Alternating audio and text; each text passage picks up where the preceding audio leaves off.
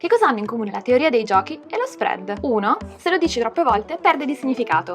Spread. 2. Tutti fingiamo di sapere che cosa sia, ma non ne abbiamo la minima idea. Quella puntata era bellissima. La decisione finale mi ricorda tantissimo il dilemma del prigioniero della teoria dei giochi. Ah, sì! Dall'economia alla sociologia, passando per l'evoluzione. La teoria dei giochi sembra essere uno di quei concetti fondamentali per capire un sacco di cose. Ciao detective! Oggi sveliamo finalmente il mistero dell'egoismo e della cooperazione nelle società attraverso la teoria dei giochi. Com'è possibile che gli organismi siano organizzati in società cooperative nonostante ognuno sia almeno un po' egoista? Non sarebbe in effetti più sensato vivere ognuno secondo il proprio interesse? Insomma, c'è un numero massimo di egoisti che possono esistere al mondo? Come abbiamo visto nei video precedenti, altruismo ed egoismo sono atteggiamenti molto comuni in ogni gruppo sociale. In natura, l'altruismo e la cooperazione possono esistere solo e solamente se esistono anche gli egoisti. E non parlo dell'idea filosofica che per conoscere un concetto dobbiamo anche conoscere il suo opposto. Si tratta proprio della famosa teoria dei giochi. Questa branca della matematica nasce per capire le possibili decisioni che un individuo può prendere quando interagisce con un altro individuo. Per esempio, quando dobbiamo decidere chi far accomodare sul posto vuoto dell'autobus. Mettiamo il caso che in questa situazione esistano proprio due atteggiamenti, l'egoista e l'altruista.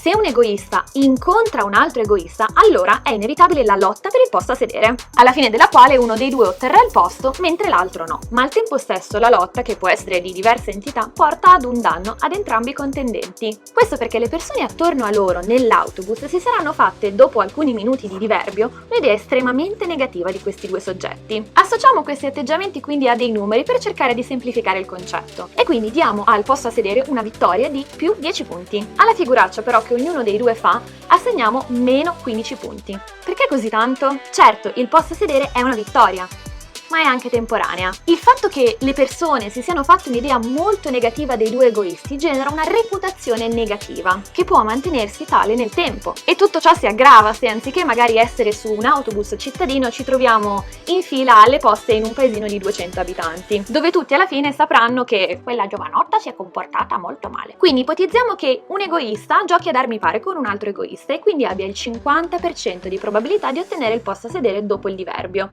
Calcolando tutte le situazioni, la totalità dei punti che può ottenere è meno 10.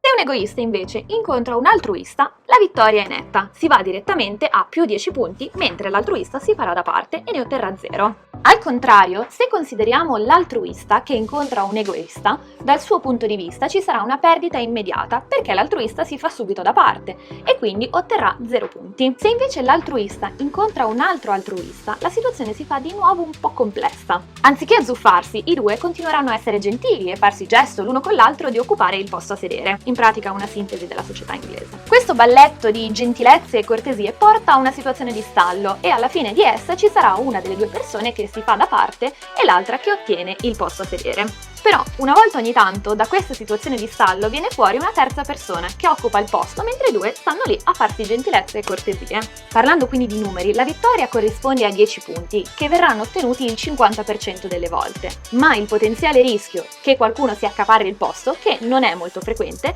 possiamo attribuirlo ad un meno 3 punti. Il totale quindi delle interazioni fra altruisti genera più 2 punti. Se guardiamo alle strategie di gruppo, è scontato dire che la situazione migliore possibile è quella in cui i due altruisti si incontrano, perché non ci sono figuracce, non c'è un netto perdente e un netto vincente e alla fine della fiera 2 punti si possono sempre portare a casa. Guardando però le scelte individuali della strategia, essere altruisti è una pessima scelta. Si parla di ottenere o 0 oppure 2 punti a seconda della persona con cui interagiamo. Insomma, una strategia tranquilla e abbastanza sicura, ma decisamente non molto vittoriosa. Se invece ci si comporta in maniera egoista, certo le perdite possono essere ingenti nel caso in cui si incontri un altro egoista, soprattutto a livello di reputazione. Ma dall'altro lato, di fronte a un'interazione con un altruista si ottengono ben 10 punti.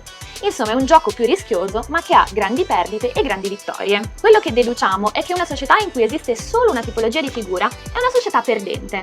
Questo perché se vi sono solo egoisti, allora le perdite saranno sempre ingenti e nel momento in cui la strategia altruista con un piccolo gruppetto di persone entra in gioco, avrà una vittoria numerica schiacciante. Al tempo stesso però una società di soli altruisti fa sì che nel momento in cui una persona si comporta da egoista avrà subito una vittoria ai danni degli altri. Come si può risolvere questo paradosso? Il biologo John Maynard Smith spiegò come l'evoluzione della cooperazione sia basata proprio sulla presenza di entrambe le figure, egoisti ed altruisti. Ogni interazione avrà dei punteggi diversi a seconda delle vincite, delle perdite, della reputazione persa oppure delle situazioni di stallo, ma se prendiamo i punti considerati prima, possiamo fare un breve calcolo e capire immediatamente qual è il numero perfetto di altruisti ed egoisti che devono esistere all'interno di un gruppo per far sì che questo sia in equilibrio. È una cosiddetta strategia evolutiva stabile. In natura, se una popolazione raggiunge questo equilibrio, è tecnicamente impossibile che arrivi qualcheduno dall'esterno con una strategia diversa e abbia successo.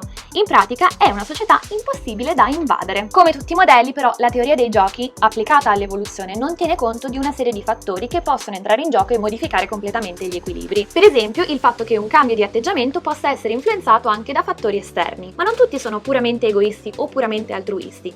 E infatti la teoria dei giochi descrive moltissime altre situazioni in cui le strategie possono variare, ma soprattutto ci fa capire come tutte le specie, inclusi gli umani, vivano un paradosso tra egoismo e cooperazione. Da un lato funzionale all'individuo, dall'altro però deleterio per la società. D'altronde tutti abbiamo sognato di prendercela con il tipo che salta la fila, ma a volte semplicemente non ne vale la pena. Io sono pronto. Aspetta che viene. Adoro, fantastico, aspetta.